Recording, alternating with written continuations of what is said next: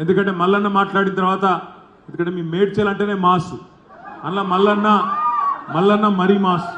ఇక మల్లన్నకు తోడైంది కేతక్క ఇక కేతక్క కూడా ఇంకో దిక్కు ఆమె కూడా మైక్ పట్టుకుంటే ఇటువంటి పరిస్థితి వచ్చింది ఆమె మాట్లాడుతుంటే కూడా వినబుద్ధి అవుతున్నది కాబట్టి వీళ్ళిద్దరు మాట్లాడినాక మాట్లాడాలంటే ఎట్లుంటుంది అంటే యాటకూర తిన్నాక తోటకూర తిన్నట్టుంటుంది తప్ప ఇంకోటి ఏం లేదు అందుకే మా మల్లారెడ్డి గారికి నేను చేసే విజ్ఞప్తి ఏంటంటే మీరు మేడ్చల్కే పరిమితం కాకండి బయటికి రాండి రాష్ట్రం అంతా తిరగండి పార్టీ కోసం మిగతా నియోజకవర్గాల్లో కూడా మీ గొంతు మల్లారెడ్డి క్రేజ్ మామూలుగా లేదు మరి సోషల్ మీడియాలో ఎక్కడ పోయినా నేను మొన్న నల్గొండలో చూసిన ఆడ పోతే మేము ఆడేదో మీటింగ్కి పోయినాం సార్ మీటింగ్ ఉండే కేసీఆర్ గారు మీటింగ్కి పోతే అసలు ఆడ మల్లన్న బయటకు వస్తుంటే సుఖేందరాన్ని ఇంట్లోకి వెళ్ళి మొత్తం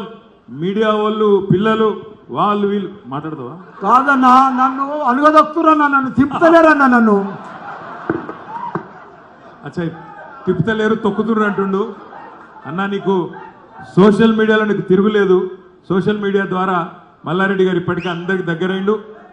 ఆయన డైలాగులు చిన్న చిన్న పిల్లలు కొడుతుంటారు నేను చూస్తూ ఉంటాను కష్టపడ్డా పాలొమ్మిన అంతే కదన్నా ఇవన్నీ చెప్పి చెప్పి చెప్పి మొత్తం రాష్ట్రంలో ఉండే యువకులందరూ మనసు కూడా గెలుచుకున్నాడు మల్లన్న మరి అట్లాంటి మల్లారెడ్డి గారు గత 10 సంవత్సరాలుగా మీ శాసనసభ్యుడిగా పార్లమెంట్ సభ్యుడిగా మంత్రిగా మేడ్చల్ నియోజకవర్గానికి గౌరవనీయులు పెద్దలు కేసీఆర్ గారి ఆశీస్సులతో ఎన్నో రకాల అభివృద్ధి కార్యక్రమాలు ఎన్నో రకాల సంక్షేమ కార్యక్రమాలు చేయడం వల్లనే 10 మున్సిపాలిటీలు ఉంటే అన్నిటికీ అన్ని గెలిచిన ఒకే ఒక్క నాయకుడు మల్లారెడ్డి గారు అనే మాట నేను మీకు విజ్ఞప్తి చేస్తా ఉన్నాను అయితే గెలిచింది మల్లారెడ్డి నేను అంటున్నాను బాధపడకుండా గెలిపించింది మీరే ఎందుకంటే ఇక్కడ కూర్చున్న మా అన్నలు తమ్ముళ్ళు అక్కలు చెల్లెళ్ళు మీరు కష్టపడితేనే మీరు ఎక్కడోళ్ళు అక్కడ అనుకుంటేనే 10కి 10 కార్పొరేషన్లు మున్సిపాలిటీలు గెలిచినట్టే మాట కాదు ఎందుకంటే ఇవాళ రేపు నా నియోజకవర్గంలో ఉన్నదే ఒక మున్సిపాలిటీ అది గెలిచేందుకు ఎన్నెన్ని కష్టం ఉంటుందో ఎంత ఇబ్బంది ఉంటుందో నాకు తెలుసు అందులో మరి 10 గెలవాలంటే ఎంత పటుత్వం ఉంటే ఇక్కడి కార్యకర్తల్లో ఎంత పట్టుదల ఉంటే ఎంతటి కమిట్మెంట్ ఉంటే అది సాధ్యమవుతుందో దాన్ని బట్టే మేడ్చల్ నియోజకవర్గంలో బీఆర్ఎస్ బలమైందో కూడా అర్థమవుతా ఉన్నది లక్ష్మారెడ్డి గారు